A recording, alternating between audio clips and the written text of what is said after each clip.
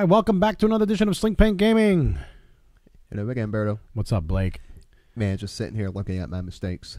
Your mistakes? My mistakes. What are you talking about? Advanced sensors over accuracy corrector. So let's talk about Mr. Heaver. Paul Heaver. National champion, right? U.S. national champion. U.S. national champion. He took first place over at the Nova 2017 Open there, and he has a list that a lot of people are talking about. You've seen this list a lot, but he had his own variant of it. You see it. Me playing it on Friday Night Fights. That's right. All right, because we were playing against that with that. And it's a nasty list to deal with. It really is. Yeah. Let's just bring it up for them. All right, yeah, let's go right to the good stuff. They don't need to see us. They want to see this. They don't care about us. Yeah. All right, so looking at our list here, this is an awesome list, and you start to see a lot of versions of this, but bombs are a thing now. Bombs are a thing. So this is the version that a lot of people are landing on. Okay. Except for me, because I didn't listen. So explain this one. All right, so Paul and I were talking Thursday morning because he had a first round buy Armada because Paul Heaver is good at games. He's just a genius at games. Yeah, so he and I were talking, and we stumbled upon that we both stumbled upon this list independently together. Okay. And we were talking about our differences, and he tried to talk me into advanced sensors. And I hadn't practiced it. I didn't think I'd be able to get it down in the 2 days I had. So I didn't do it, and I wish I had. And you didn't do it. And I wish I had. And you did. And how'd you fare out overall? 2 and 3. 2 and 3? Yeah, there was 6 rounds. I dropped before the beginning of the 6th round. After you got the third loss, you're like, all right, I'm done. Well, after the third loss, I was just crushed. Spirit. I was just. I was my crushed. My spirit animal was crushed. My spirit was crushed. It's stuff happens. You can't go it's to match. Yeah, it's because a combination of matchups and different things. Matchups, and it was. Oh well. Yep. Have fun overall, though. For anyone going next year, there might be a pool party upstairs. A pool party. A pool party. We were the only people that but a pool party with a bunch of dudes. Yeah. There's something wrong with that. There's one cute lifeguard out there. Oh, understood. Okay. All right, so we'll save that for another video. So, all right, so let's talk about this list. This list is, what I like about this list is it's got the best of both, two worlds here. One, the bombing, right? And the second one is your turrets. Yep. And I think that's why, like we always talk about rock, paper, scissors, this brings like a rock and a scissor, right? It's also shown because NIM is a PS10. Which is just with brutal. Bombs and engine upgrade and the ability to drop a bomb before or after he moves with Genius. Yep. This is the very first time we're actually seeing Genius get some extended use. And so let's go the rundown here. So the first thing we do with list reviews, we give the breakdown. So the breakdown is this: you got Captain Nim, the Rebel Captain Nim, in a Scurrg X6 bomber. He's running on a PS8 with the VI, puts him at a 10. He's got 3 attack dice, 1 agility, 5 hull, 5 shields. Action bar is a bunch of cool stuff. He's got focus. He's got target lock. He's got barrel roll, and he's got the boost because of engine upgrade, which we'll get into in a sec here. But his ability is awesome. What is his ability? Once per round, you may prevent a friendly bomb from detonating. You want to see this ability get put to good use, go over and check out Steel TV. Yep. Go watch the game Paul Heaver versus Travis Johnson.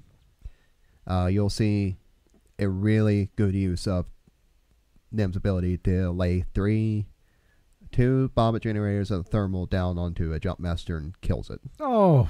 It was brutal to watch. That just sounds brutal. And he did it again to Duncan the game before.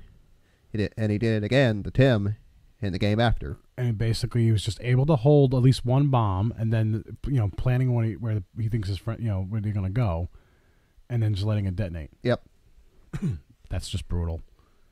I don't like that. Yeah. So then you have good consistent damage behind all this with twin laser turret. So so VI increases your pilot skill value by 2, and then twin laser turret, which we all know and love. Yep, Bomblet Generator, which is new. When you reveal your maneuver, you may drop 1 Bomblet token. This token detonates at the end of the activation phase. Bomblet token, when this token detonates, each ship at range 1 rolls 2 attack dice and suffers all damage, hits, and critical damage rolled. Then discard this token. However, this is a forever bomb. It is a forever bomb. Never goes away. It takes up 2 bomb slots too. That's the only negative side of that, so not a lot of ships can hold it. Not really negative, though. True, but you're trying to find. Well, for rebels, it works because if you have a ship that has one bomb slot, Yep. you put Sabine It also crew. works for Scum too because Yep. Cad Bane. Cad Bane. Yeah. Advanced sensors, this is the key. This is key. This is hugely key. So immediately before you reveal your maneuver, you may perform one free action. Okay. To use this ability, you must skip your perform action step during this round. This is the key point of what makes this work. So to explain, you can before you reveal your maneuver, you can barrel roll or boost. So this allows you. So because you're a 10, you can see where everybody's moving. You can see where everybody's moving. You can see where they're all going. So you can potentially barrel roll backwards, drop your Bomblet token right near them, and then scoot off. Instead of just having to drop it there and hope that it gets to them, you can just barrel roll backwards and guarantee that it gets them. That's crazy. You can also barrel roll or boost forward to do a self bump into something so they can't shoot you. Okay. But then you can still drop a Bomblet Generator because it's not action based. Yep. Because Genius, which is the next upgrade down, if you're equipped with a bomb that can be dropped when you reveal your maneuver, you may drop the bomb after you execute maneuver instead. This is just made. I think Captain Nim was made with Genius in mind. I like that because that allows a lot of flexibility. Yeah, especially when you're a veteran instinct up to 10, you get to see where everybody's going, so you have full control over where that bomb goes. And then you have engine upgrade afterwards. If you didn't use advanced sensors, you can engine upgrade and boost away from that bomb because then you won't be range 1 of it. Even after you execute your maneuver. Yep. Oh, so that definitely allows you to get away there. I like that. And you can do all this because the Havoc title says you can. The Havoc title's awesome. Your upgrade bar gains the system and what is it? Salvage aspect? Yeah, salvage aspect slot and loses the crew upgrade icon, which is a huge. That's not even a fair trade at all. That's like what the Cowboys did to the Vikings in '89. Yeah, but you know why they do that? Because they do that because they don't want Sabine. They don't want Sabine on here at all. The ship. You also cannot equip 9 unique salvage aspect upgrade cards, so that stops you from doing Unhinged. That stops you from doing R4 Agamech. But it makes sense with Genius. It really does. Genius just makes perfect sense with Captain Nim. And then ship total is 47 points. That's it's a making lot of points. You're putting a lot of points into the ship, but it's gonna return your investment huge. And I mean, this ship being 5 and 5, so it's definitely beefy. Can handle it. It's got a great dial. Yeah. And the way I was flying it was attempting to fly it, and the way I've been flying it at Store Championships and on casual nights is I've been trying to hang Nim out around range 3. Okay. So I will drop bomblets behind me more as a deterrent than anything. Okay. And if you happen to just get back there, or if you try to get in my way, I'll just bomb at you. But I've been trying to hang them out at range 3, and this is with my accuracy corrector version, which is not the correct version. Please use advanced sensors. Okay. So you can just barrel roll or boost to get the range 3, and then he gets 2 attack dice. Yeah, this gives you a lot more flexibility. This gives you more flexibility, and it makes your Bomblet Generator do more work. And then on top of it, you got twin laser turret. So there's a lot of those low agility ships. You don't really need actions with twin laser turret. You're just rolling dice. No, you just roll the dice. I mean, because a lot of the meta today is one agility ships. Yeah, a lot of the meta is one agility ships. Like this list is a perfect example. Right. And like Lowrick and Biggs are other examples of ships that don't have the most agility. Right. And twin laser turret just eats the crap out of them. Yeah, Lowrick and Biggs is a tough cookie to crack for a twin laser turret, but Bomblet Generator will take care of that just fine. And then you can also do the Bomblet Generator, and you do a twin laser turret on top of it. Yep. Because if you boost out of the way and you get out of that range 1 donut hole of twin laser turret, because that's the only restriction there with the range 2 to 3. Yeah, which is not really a restriction because the range 1 to 2 band it's a good band, but range 2 to 3 is double the range 1 to 2 band. And then because it's a secondary weapon, you don't get the third attack die. You don't get an extra attack dice defensively for whoever's. Yeah, you don't get an extra green dice. Yep. All right, so that's Captain Nim. So that's the breakdown for Nim. Let's give the new hotness here today. Here's the breakdown from Miranda Doni. Here's our classic Miranda Doni. Miranda Doni. So everyone should. Hopefully everyone that's watching this should know what her ability does. If not, Berto, what does she do? Once per round when attacking, you may either spend 1 shield to roll 1 additional attack die or roll 1 fewer attack die to recover 1 Her shield. ability has been great since she came out 2 years ago. Regen. It'll stay great. She is the only ship in the game with built-in regen. Yep. And with a K-Wing with a P coming in at a PS8, she's got automatically a 2 attack dice turret, which is nice. Yeah, 2 attack die primary, which makes nowhere safe. Yep. And then you can just equip twin laser turret which came packaged with her. Hint, FFG was trying to give you a hint with that Yep. twin laser turret that Miranda and twin laser turret go together like cookies and cream. Peanut butter and jelly. Yep. And she's got 1 agility, 5 hull, 4 shield, action bars, a focus, target lock, and slam it, slam. Yep. So she comes in this list with twin laser turret, extra munitions, Sabine Wren crew, which is that's another key cornerstone of this I love particular list. Sabine. Yep. Thermal detonators. When you reveal your maneuver down, you may discard to drop 1 thermal detonator token. It detonates at the end of the activation thing. What does the thermal detonator do? When this bomb token detonates, each ship at range 1 of the token suffers 1 damage and receives 1 stress token. Then discard this token. Stress mechanics, baby, all day long. Still good. Then you have cluster mines, which is the action bomb. 3 cluster mine tokens. When a ship space or maneuver tip overlaps the cluster mine token, it detonates. One of these bomb tokens detonates. That ship move through or overlap this token, rolls 2 attack dice, suffers 1 damage for each hit and crit rolled, then discard that token. She also comes with ion bombs. There are so many bombs in this list. That's a lot of bombs. Yeah. When this bomb, it's another reveal bomb. When this bomb token detonates, each ship at range 1 of the token receives 2 ion tokens, then discard this token. More control. More control. And then Walk you a have- ship off the board. Yep, and then you have advanced slam. After performing a slam action, if you did not overlap an obstacle or another ship, you may perform a free action. Oh, this is so good. And she comes in at a good, cheap 50 points. I'd cheat my ass. She's half the squad, literally. But you know what? With 50 points from Miranda, everybody's like, I would never want to spend 50 points for a ship. But Miranda Doni with regen, twin laser turret, with all the bombs, Sabine upgrade, the combination is lethal. It works. It works so well, and this is exactly the Miranda I was running at Nova. So the biggest thing with this list, so you got both ships here. You got Miranda Doni, you got Captain Nim. The biggest thing is this, all right? Sabine Wren makes the pot even sweeter, all right? I know we didn't go through the upgrade, but I want to kind of read this here. It says your upgrade bar gains the bomb slot once per round. So that's why she's running 3 bombs here. Yep. Once per round before a friendly bomb token is removed, choose 1 enemy ship at range 1 of that token. That ship suffers 1 damage. That is the icing on the cake. That's what makes this all work. Oh, it's so brutal. And with that many bombs, everybody's like, I don't even get off that many bombs. But with Miranda, if you play Miranda smart, if you play her in a way where you don't get caught with your pants down and then you're facing, 3 firing arcs of opponent's ships, if you play her right and use advanced slam, right? If you play it right, you can create havoc. Once you get behind, even though it's a K-wing and doesn't have any K turns or anything like that, or You don't sloops. need a K turn, you have a turret. But you have a turret, and you get behind them, and you cause havoc. Yeah, so a lot of people don't like that many bombs on Miranda. Okay. But the counter argument to this is that you're not using all those bombs. They're just tools in your arsenal. Because, and I'm glad you brought that up. I'm not going to go into tweaks here because this is a well-proven list here, and I wouldn't change a thing. There's not a thing you can change. I wouldn't change anything. The only thing, because this Miranda is exactly correct. I was running Miranda with plasma torpedoes before this, just because I knew that jump masters were still a thing, and I knew that plasma torpedoes can take care of a jump master.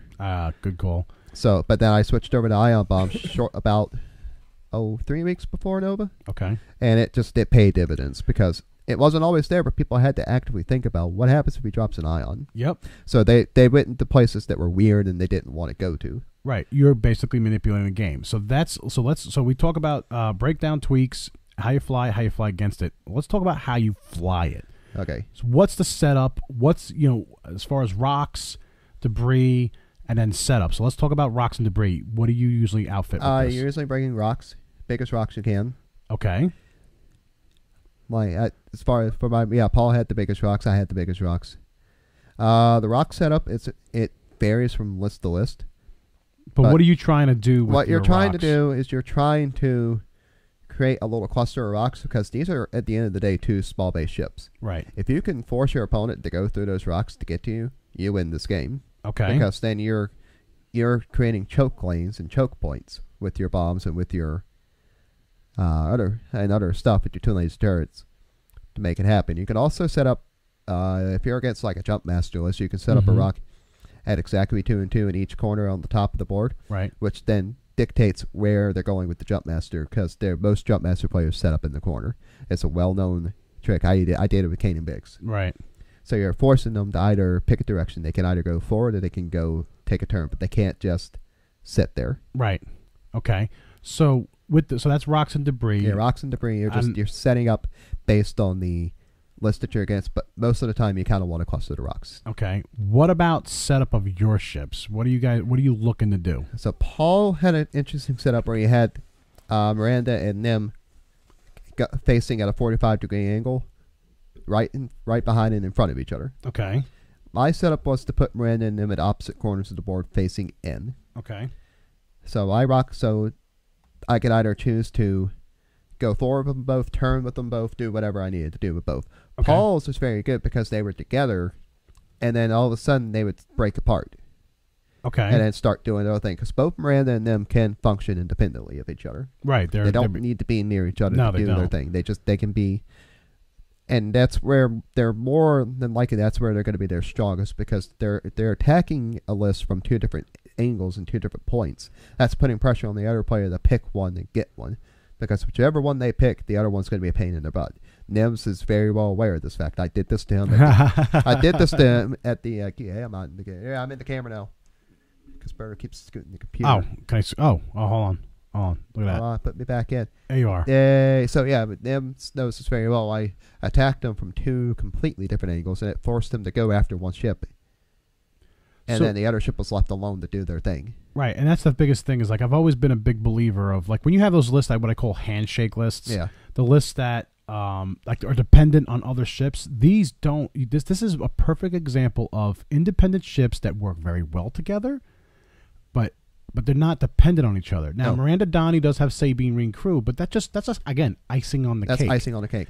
But you don't. Captain Nim doesn't need Sabine, and Miranda doesn't need Nim. Right. They just happen to work very well together. Now, ideally, when you set up on the table, your first question is if you have to lose a ship, which these are two small base ships. Like I went through a store championship with perfect Swiss. Right. And all Paul's wins in Swiss were 100-nothings. Right. But if you have to lose a ship, you want to lose Nim before you lose Miranda. Okay. Because Miranda, you should be fine Miranda versus anything. Miranda versus anything is a win for you, because then if she's the last ship on the board, she becomes 53 points. Yeah. Why is that? So this list is 97 points. Right. Whichever ship on the board is basically +3. Ah, very nice. So 53 points, that's actually, from a point perspective, that puts you in a very good spot. That puts you in a very, very good spot. And a small base ship, it doesn't get half points. It doesn't get half points at all. So if you have to just kill a couple ships and then run for the rest of the game, that's a very valid strategy. Okay. That you can do. What about, I mean, the biggest thing is, like, you've always seen Miranda Doni. Like, if you have an opportunity to take out Miranda Doni, I've always said you do, because, like you just said, Miranda Doni in the late game, all right, towards the end of the game, you do not want, especially with the regen ability. Yeah, but it's natural regen with TLT, which keeps her damage output up high. Yep. And it allows her to regenerate those shields, which makes her more tricky to kill, which she already has 9 health to go through. Right, which is beefy. And that's what I love when I used to play the triple Ks. What I loved about the triple Ks is, like, I would go right into the mix of firing with one of my K-Wings. They're like, are you sure you want to do that? And I'm like, yeah, that's which is something bait. That's a good little tip that I have for Miranda. You don't want to just send them in to the line of fire, because they're fragile ships. Oh, really? Okay. I mean, they only have 1 green die. Oh, true. Yeah, absolutely. Like, if you just send them, like, you can send them in, but you don't want to just be careless with them. But the biggest thing is, like, if I predict, like when I did the triple Ks, if I predict one ship shooting at me and it's the first, like, in a shot of exchanges, that's what I'm saying. Like, I'm okay with that. You don't want, like, you don't want all 4 the ships shooting at you. Right. You want to, like, have at the most 1 ship shooting at you. Right. That's what I was more saying. You don't want to send Miranda, like, if you see a chance to slam. But I mean, if you see the chance to slam and drop a bomb, but if you look at where you're going to end up and you're going to be surrounded on all sides, don't do it. Okay, that's good advice. Just don't. It's not. Like, sure, you'll get a lot of cluster damage, but Miranda may also die in the process. And you don't want that to happen, especially with a 1 agility ship. 9 hull, 5 shields and 5 hull and 4 shields is a lot to go through. But with 1 agility, it goes through pretty fast. With 2 or 3 ships shooting at you. Same with them. He only has an agility, and he has 5 and 5, and he can't regen that. No, it sticks. That damage sticks to him. Right. The biggest thing, like when I'm flying my K-wings, I have no problem. Like I said, if I see one ship coming at me, I don't mind going toe to toe because it sets me up for the next round. Yeah. But like you said, if you have 2 or 3 ships shooting at you, yeah, you might want to rethink your strategy and get out of there. Rethink your strategy and get out of there. Yeah. And then reset. Maybe remember, like these ships have turrets. Yeah, reset yourself and come in for another run. Right. You don't have to engage. A lot of people make that mistake. I always see they force what I call forcing the shot. Yeah, don't force the shot. You don't want to force the... Or force the bomb, yeah. You don't want to force the... This list, you don't really want to force the engagement. Like, classic example is you can go back and watch Paul Heaver versus Tim Hilton in the finals. Neither player was really willing to engage because they couldn't get the engagement that they wanted. Right. And the reason that Paul won is because Paul was able to set up his engagement first before Tim had a chance to. And a lot of people, what they, as far as like getting better at X-Wing, this and that is what I think elevates players. Is the when you, like, if you're looking at this game and you're just playing and having fun, that's great. But if you want to be able to, be competitive, right, the biggest, I think, difference is when to disengage. Yeah, there's... I mean, it's okay to disengage. Yeah, like there was a game that I had at Nova. Andrew Bunn, very good player. Him and I played a lot on the national stage. Like we always seem to run each other. Why is that? I think it's a conspiracy. No, it's because I'm going to toot my own horn here. We're both 2 very talented players that usually end up... He is very talented. I have to give him that. No, I'm going to toot my horn. Occasionally I do win once in a millennia. So we both end up usually at the higher echelon of the tables. Mm-hmm. And we had a game where we bided our time with our engagement because we were both just trying to figure it out. Right. And I had to be super patient with Miranda because I didn't want to just send her in there. Well, it's a complete opposite play like your versus Kanan Biggs list because Kanan Biggs, you want the ships to come at you. Yeah. Right. You want them to shoot at you. You want them to shoot at Biggs. You don't care. And you're just going to outlie a whole bunch of damage. Mm-hmm. But this list, you want to be surgical. Yeah, you got to be very surgical and very patient. So flying your list, talking about engagement, disengaging, when to engage, I mean, that's the biggest thing. And a lot of practice time with this list is what's your biggest thing. Yep. What about flying against this list? So like if you saw this list and you're flying, let's say Kanan Biggs or anything else, what is your strategy rocks-wise? What is your strategy setup-wise? And maybe give me an example list you might want to play with against this. So with your rock setup against this particular list, you want to try and make sure that you get as many rocks on their side of the board as possible. Why is that? So you can choke off any kind of lane that they may be trying to build or any kind of path that they're trying to get to.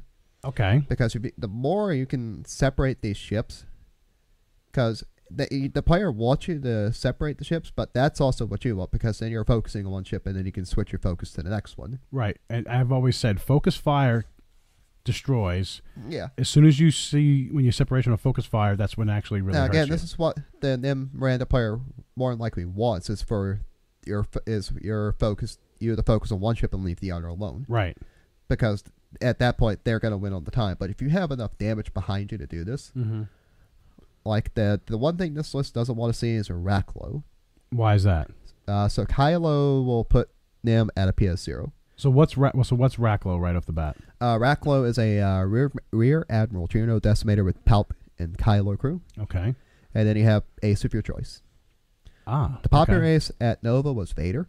Okay. With cruise missiles. Ooh, nice. Yeah.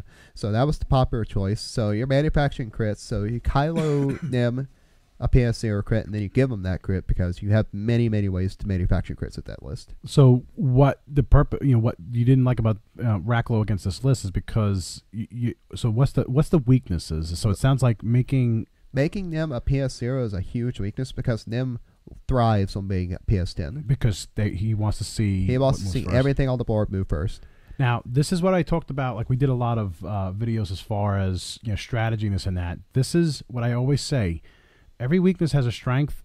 Every list has a strength, and every list has a weakness. So the other thing that you can abuse at this list, and this is just from me flying this list, and from watching what Paul and I both went through. Okay. This list has only one agility. Still, at the end of the day, it can be output off the board very quickly. Yeah, if you get focus fire on a ship, it goes down flaming fast. Yeah. So like triple scouts should be a good matchup.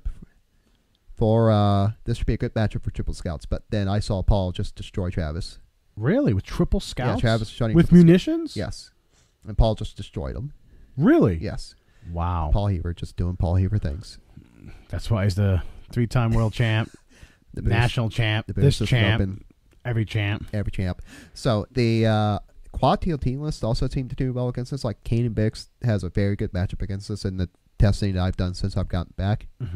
Quad Aggressors has a really good matchup against this. Oh, with lightweight frame? With lightweight frame and twin laser turret. And a lot of that is because of that one agility. Yeah, one agility is if you have 4 crippling. ships shooting that, right, that's 8 damage. So, and also here's the biggest thing I can say about this list, flying against it. Don't engage it. Okay. So you don't have to actually engage this list. What do you mean by that? So if you engage this list, you're opening yourself up to bombing runs through Bomblet Generator and customize. You don't have to engage this list at all. Actually taking your ships and hugging the side of the board is probably a very valid strategy. Well, okay, I'm glad you brought that up. So that is a weakness against bombs. So we talked about weakness because of the one agility, taking advantage of that. We talked about weakness of removing Nim's, high PS value, or just blinding Miranda. Right. The other big thing is, what a lot of people don't know is with K-Wings, the biggest thing with K-Wings is they want to be able to slam past you. They want to slam past you. Right. To drop the bomb on top of you that's behind them. So if you run or skirt the sides. Yeah, skirt the sides. So you can set yourself up in the corner of the board facing the opposite corner. Right. And just run down the side, especially if you have a twin laser turret. Yep. Or if you have Lowrick in your list, and Lowrick and Miranda, they have 360 arc plus the 180 arc. So, and that removes the key thing that makes this list strong, which is bombs. If you remove the bomb, if you remove, again, one of the strengths, which is bombs in this, and by skirting the sides, they can't do bombing runs. Yeah. And by doing that, that hurts them. And also, if you don't have a good way to just skirt down the list, or you don't have a good way to fight while skirting down the list, Fortress. Oh, that's a kind of a controversial topic there. That's a controversial topic still. Still, but it's a valid strategy. So what a fortress is, if you guys don't know what a fortress is when you basically ping your ships at the start of setup, right? You basically pin your ships almost, let's say, at an angle, or depending on what the maneuvers are. But when you show your dials, they're not moving. They're bumping each other, so they really can't go nowhere. Yeah, I can't say enough how important it is to have a good fortress option up your sleeve for starting. When playing triple Ks, one of the biggest things that the hardest things to face was fortresses. Yeah. There's ways around the fortresses, and one of my secrets is if I know a list in front of me, like when we had the double jumps and Fen. Yep. Was a big thing, and remember Dan? I was playing Dan at that one store champion. Were you there for that one store champion? One of the things I knew Dan was gonna fortress. You mean Manaru, Finrel, and Tarok? No, it was that combination. Either one. He was flying that, or there was also double jump and Fen, right? Either way, or Old Tarok, Fen, and Manaru, whichever combination, right? They would fortress in a corner, right? Knowing that I was being fortressed in a corner, right? I learned using Vassal. I played many, many, many things where I would line my ships up using the range rulers widthwise. I would actually line my ships up in a way where I can figure out and maneuver, do it too hard, and then skirt the side of down and create bombing runs skirting the side. It's very hard to do. Yeah, and that's what you're trying to do with this list. Is you're trying to just close off. When you're fortressing, you're trying to close off because half the damage in this list comes from bombing. Oh yeah. So when you fortress, you're attempting to close off half of the damage output, and betting that your damage output is higher than theirs, or your final salvo is better than their final salvo. Right. And with this running at 97 points, that also hurts that, because that means that you're putting almost a point bid where if they didn't decide to kill you, right? Actually, here's a question for you. If I'm running at 97 and I was like, I'm running at 90 and 100, and you're running at 97 points, right? And we decide not to engage each other. Let's say you fortress in a corner. So how does that work? So you get 100 points. Both lists in that tournament are 100 points because you didn't kill anything and the other player didn't kill anything. Okay. So you would still go to final salvo. And then we still go to final salvo. So just so you guys have a point bid, it doesn't make you win more points. It doesn't make you win more points. It's just those are just 3 points that the other player can't get. Right. So that's a key thing. A lot of people, I think, were making mistakes on that you would actually, because you're a 97-point bid, you would actually technically win by 3 points. That's not the case. That's not the case, no. Cause in the current rules. In the current rules, so because, there's no way for the other player to get those 3 points. Right. Until they kill all your ships. Right. But if you don't kill a ship and they don't kill a ship, no one destroyed anything. Then it goes to final salvo. Yeah, and then it goes to final salvo. And the final salvo is the remaining ships. So and this is very weak in the final salvo because this only has 5 dice to work with. Which is very weak. Yeah. So keep that in mind as well. One of the things how flying against it, when I've seen this list and some of the things that I've been trying to practice with, I'm going to use Baby Blues as an example. But if you're flying ships, create what knowing that they're going to try to do paths, right? They're going to try to do the bombing run paths, right? Try to create a kill zone of some sort. Like a lot of people would line up formation squads right next to each other and then try to go after, let's say, Miranda, whatever. The problem with that is Miranda slams out, drops a bomb behind you, gets all 4 ships. It's very hard to pin. But again, he could also he could advance sensor and bump into a ship. Right. But if you've got the kill box correct, he's bumping into 1 ship and then you've got 3 others. Exactly. So I like creating the kill box, either take my 4 ships, put 2 and 2, start them off like this, and then either one, depending on where they go, skirt one up and create a kill area, and then that lessens also the bomb output damage. So if you do have like 2 jumps, or triple jumps, or anything like that, keep that in mind because if you separate your ships a little bit and create a kill zone, I think that also helps too. And also, if you have the ability to just nuke Miranda off the board, do that first. That would be huge. Do that first because then Nim is way easier to deal with because he's not as maneuverable as Miranda. He's squirrely. He's like an Echo, like Echo was back in the day. Okay. Like pre-nerf Echo. Pre-nerf Echo. Pre-nerf Echo. Yeah. He's like that with advanced sensors, but his damage sticks. Yeah. If you could just get Miranda off the board somehow, some way early, that's a huge advantage to you. Yep. Also, if you're facing this list, how would you set up? Would you set up either skirt the side if you're afraid of bombs? Skirt the side if you're afraid of bombs. Fortress if you don't have a good way to skirt the side. Would you also line up in the middle if you can take damage? No. And then go straight at them or no? No. So you skirt the sides. Yeah, skirt the sides or fortress. Okay. That's your best bet to beating this list. Because if you engage this list, you're in trouble. And that's just brutal. That's going against every instinct that most players have in X-Wing where they want to engage the list, but this is one of the lists you just can't go up and engage. Interesting. So if I'm playing in a tournament and I'm seeing this list, Fortress force the final salvo because you might have more dice than them. You might have more dice than them, and if you have like a primary turret or a twin laser turret, or any kind of a turret, or a 180 arc with Lowrick,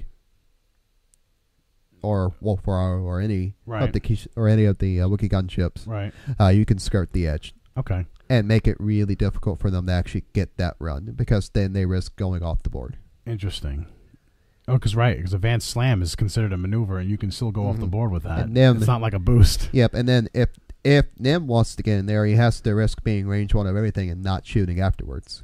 Ah, okay. What else do you think about this list that you want to give some pointers on? It would help.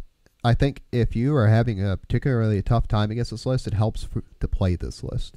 That's always been one of my biggest pieces of advice to people. And I've never wavered in that in like the 3 years I played X-Wing. So know your enemy. Yep. Know your enemy. Be your enemy. Nope, it's like that Thrawn quote. That Thrawn quote was perfect. In order to defeat an enemy, you must first know them. Right. And if you definitely play them, I've done that too. Like I played interceptors, this and that, to learn the interceptors, understand their dials and maneuver, so I can understand soon tier hell. Yeah, so that's just good general advice. Like I've done that in the past where I think for like 2 weeks after Worlds I was playing Old Man Finneru. Okay. Just so I could understand what's going on in the list and what they are trying to do. And that's Old Terok, Finrao, and Manaru. Yep. Mm-hmm. All right. What else? Anything else? That's all I can think of, Scurrg. It's just make sure that your rock placement is super solid, which is just trying to put as many rocks on their side of the board as possible. Okay. Your setup is either going to be a fortress or a way to successfully skirt the board edge. And then from there, you also want to play this list just to understand it. And you might like it too. It's a really fun list to play. Yeah, playing bombs is just fun to begin with. Everybody hates it, but it is fun to play. Yeah, it's super. Yeah, playing bombs is super fun for you, not the other player. What do you think about people that say, like, because I know some people, like, with twin laser turrets and bombs, they always say, like, oh, it doesn't require any skill. So I think that's the wrong way to go about this, because this list definitely has a high skill ceiling. Why is that? So you are playing, at the end of the day, you're still playing with the 1 agility ships. Yep. They can go down really fast if you don't know how to position them correctly. Okay. You're also... It doesn't take much to get used to dropping bombs, but it's really just more positional awareness. I think like a lot of people, like advanced slam, they say, oh, you can just advanced slam, but setting up an advanced slam, setting it up is thinking about doing, where you're gonna move your ship, then move your ship again in a completely different direction. I mean, that's not easy. I mean, here's a trick: if there's a ship in front of you within range 3. There is a way to advance slam, drop a bomb on it. You just have to sit there and figure it out. And it gets harder as if there's ships and debris and other things. It gets harder when there's ships and debris because it really tests your spatial awareness and it tests your positional awareness. Yep. This is what this list is. This list rewards good positioning and good spatial awareness. I should give it a run then. Yeah. So yeah, you should. That's the skill ceiling in this list. Miranda is just very hard to fly in general. Okay. Because she's super fragile, and you have to know when to be aggressive with her and when not to be aggressive. Okay. Like there are some matchups where you want to abuse your twin laser turret. There's other matchups where Miranda has to go in. And you have to understand the situation that you're in with this list against other lists. And the biggest thing is practice. Just keep practicing. Practice. All right. So let's wrap up this video. What do you guys think of this list? And also congratulations to Heaver winning on U.S. national champion Nova. Congratulations to Nathan Eide. On his North American championship. Yes, that's he ran this exact same list minus Miranda with Cornhorn. Really? Oh, he loves Cornhorn. He loves Cornhorn. And same principle applies there. Don't engage it. Double tap when you can. Double tap when you can. Don't engage that list, which I don't anticipate many people outside of Nathan actually flying that list. Okay. It's Nathan. He flies Corn. Yeah, he loves Corn. And that's everybody. Everybody finds a ship that they like and they gravitate it and they try to make sure. Like Berto with Baby Blues. And a Ghost. Yes. All right. Let's wrap this up.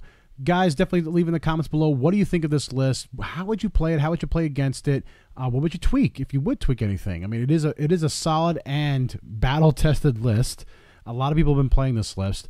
Definitely leave in the comments below. Also, if you guys want to support us, check out Team SPG, be part of the mayhem, and also our token stores and t-shirt store. All the links are down below. Also, if you want to connect with us, Facebook groups. We got one for X-Wing, one for Destiny. If you act right now, we'll throw in a couple other Facebook groups. Check them all out. Also, check out our Facebook, Twitter, Instagram, and all other fun stuff. The biggest thing here, guys, is we want to show you lists. We want to show you what's being played out there. We want to kind of give you the breakdown and ideas and thoughts behind it. This is what I want to like to say as a battle-tested, a national champion list. Okay, it has one. It's it's a very battle-tested list, but it's an amazing list. Definitely with some of the new ships that are coming out. I mean, it'll be interesting on how this list prevails, but I think it still will do very well. Yeah, it'll be fine. There's nothing I don't think that's coming unless there's some new cards like we talked about, potentially Wave 13 showing maybe a way to get out of bombs. Maybe. Keyword maybe. Also, I don't think Guns for Hire is going to really be affect this either. I think Guns for Hire is going to help Scum just to have some Scum fun. That's about it. Scum needed help. I know they didn't need help, but I'm just thinking just giving some more options for some other Scum ships. The Kiraxi and the Star Viper needed help. Yeah, badly. Really badly. I always wanted to do something with a Kirax fighter. I just love the way it looks. It looks cool. But nobody just doesn't get too much love. Back on here. All right, sorry. Focus. All right, let's wrap this video up. Blake, always a pleasure. Let me know if you guys need anything and stay tuned for some more videos. All right, bye, guys.